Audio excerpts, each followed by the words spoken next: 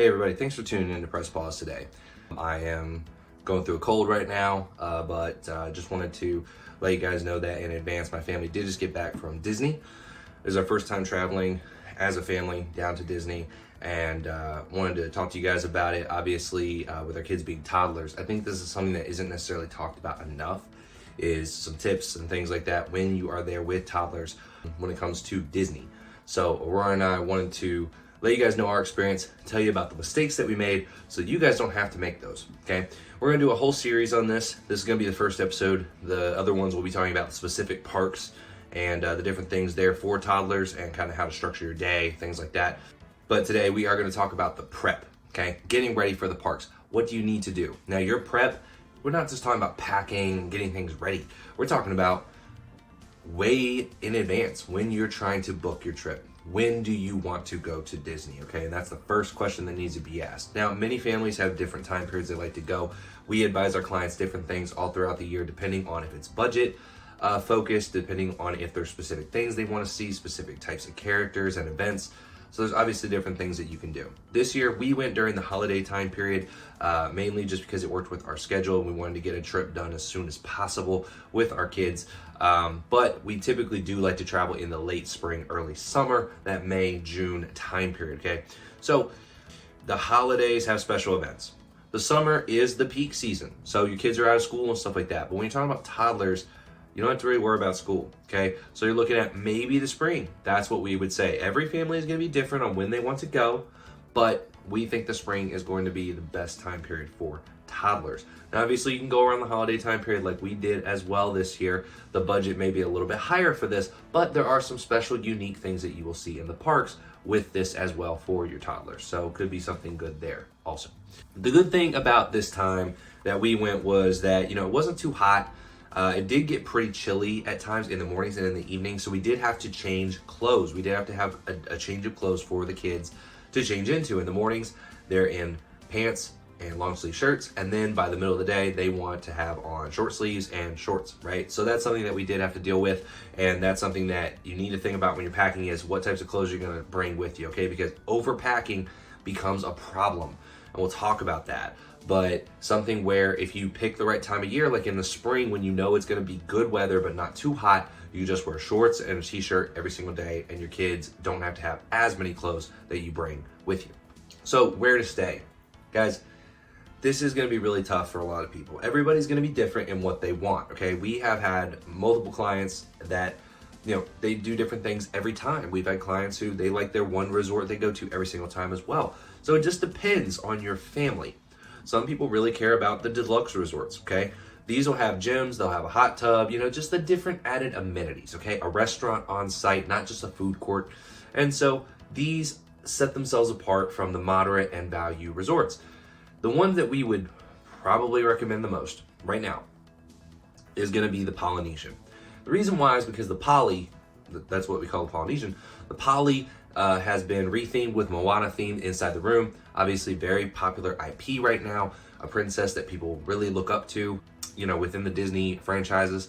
And so I think that the Polynesian gives you a really good flair of that cool theming that the kids are really gonna enjoy. You've got a great playground area. You've got really cool pools, water play areas for them. There's good activities that go on there. Really good restaurant and a great character meet and greet breakfast opportunity with Ohana, where you see Stitch and Mickey Mouse and everything. So I think there's some really good opportunities with the Polynesian. Also, it does give you great transportation opportunities to Magic Kingdom. You can take the monorail. You can also take the monorail to Epcot, okay? This is a bonus of staying there at the Poly.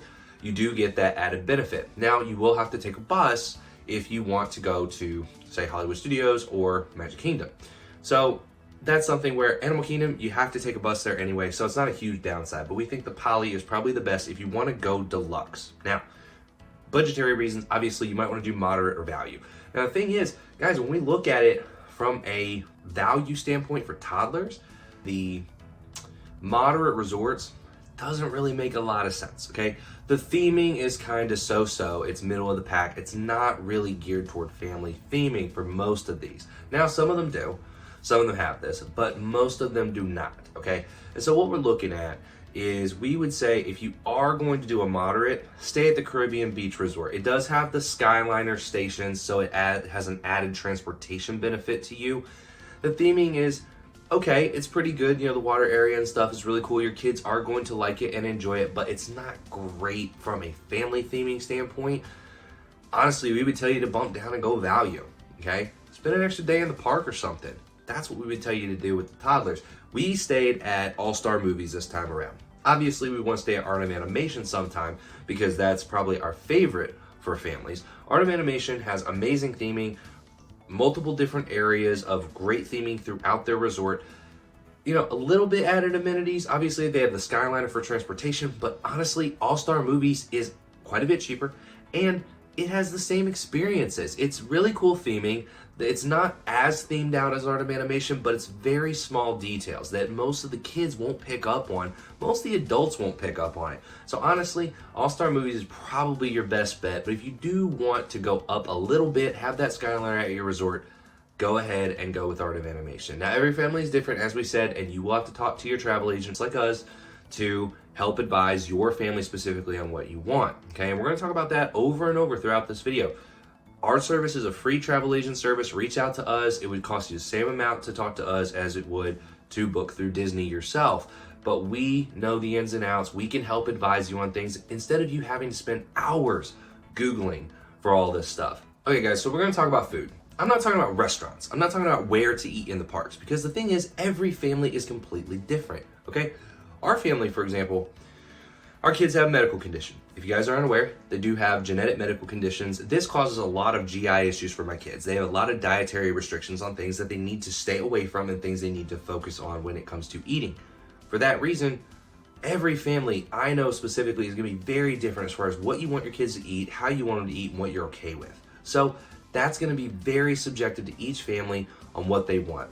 Talk to your travel agent like myself, and we can help you figure out where the types of places are that you want to eat, where to dine, either on a budget or unique food, things that you like, things that your family likes. We can help advise you on all of that stuff, but it's going to be very different for each family.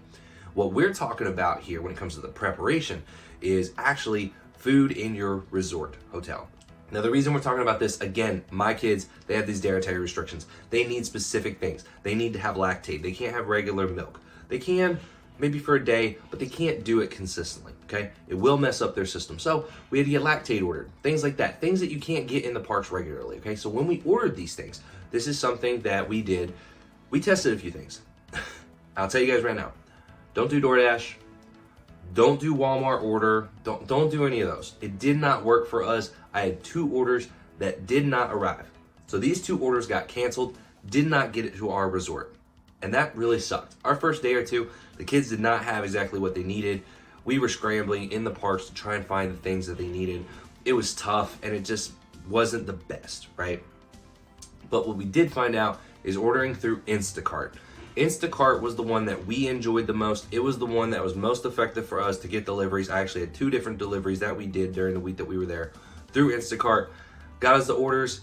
And it was great. Now, something I'll tell you is you don't have to sit and wait around for your delivery to come in, okay? The thing is that the Bell services at the resorts will hold your food for you, especially if it's things that need to be refrigerated or frozen. Bell services has freezer and fridge space where they can store those items for you.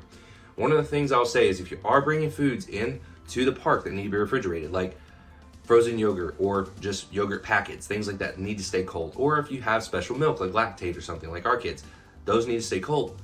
So how do you do that? You do that with ice packs and bringing in a bag or cooler bag or something like that. So what you would do is you will get ice packs. Don't make the mistake of ordering ice packs that are too big. I ordered this really cool set of ice packs. Realized it was too big to go through TSA. Wasn't gonna make it through the airport. So I had to order a separate set of really small ones. Now order those ones, make sure they're TSA approved, TSA size.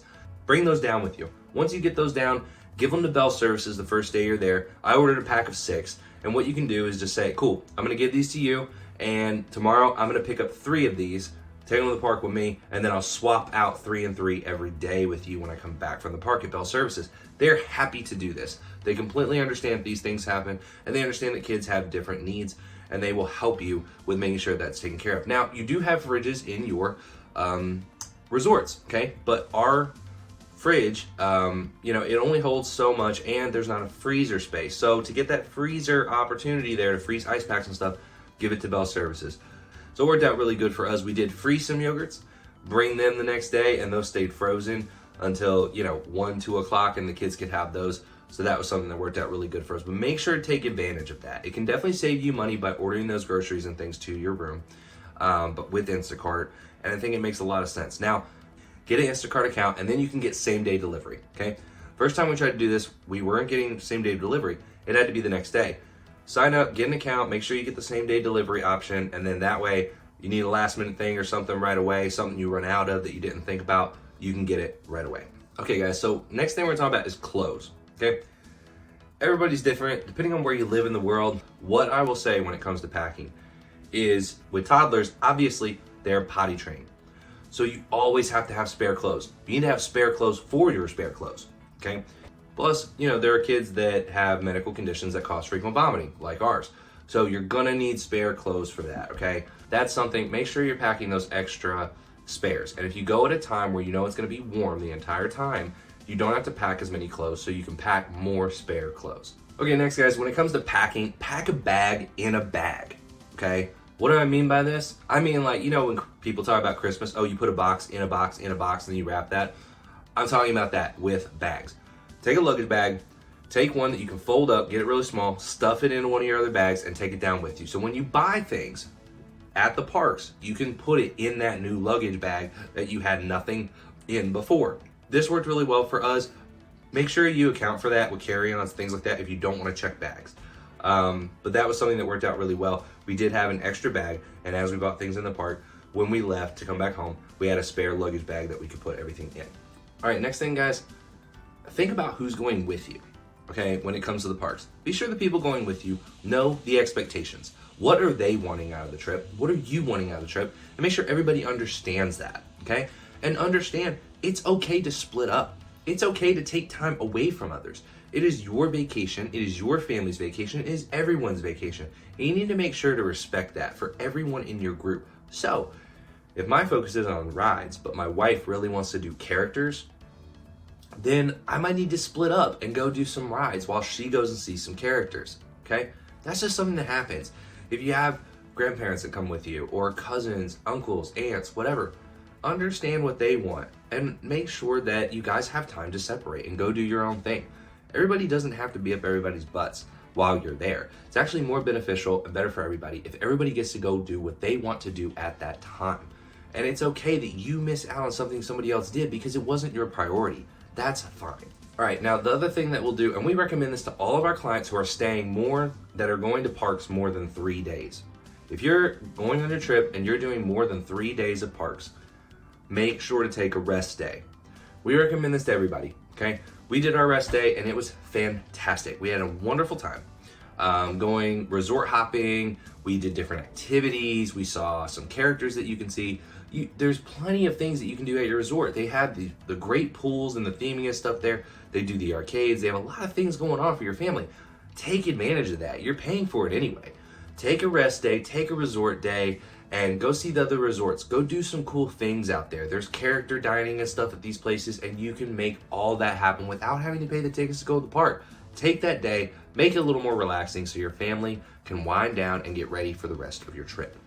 Okay guys, the other thing that we're gonna say is, obviously you have the My Disney Experience app. That's something where you link your reservations and stuff. But something you need to be conscious of is you can use that to get in the parks, but your kids don't have phones. When you have toddlers, the easiest thing is ask for the keys of the kingdom, ask for the keys of the world, whichever the staff member refers to it as.